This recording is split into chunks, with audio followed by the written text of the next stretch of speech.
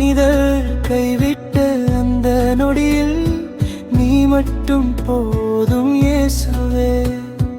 நம்பியவர்கள் தூரமாய் போனார்கள், அன்பு சொன்ன வார்த்தைகள் காயமாயானது.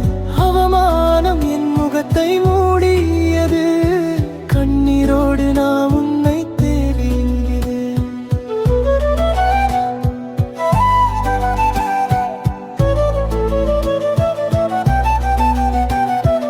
இருளில் நான் நடக்கும் போது ஒளி இல்லை என நினைத்த வேளையில் நான் உன்னை விட்டு விலக மாட்டேன் என்று நீ சொன்ன வார்த்தை உயிரானது.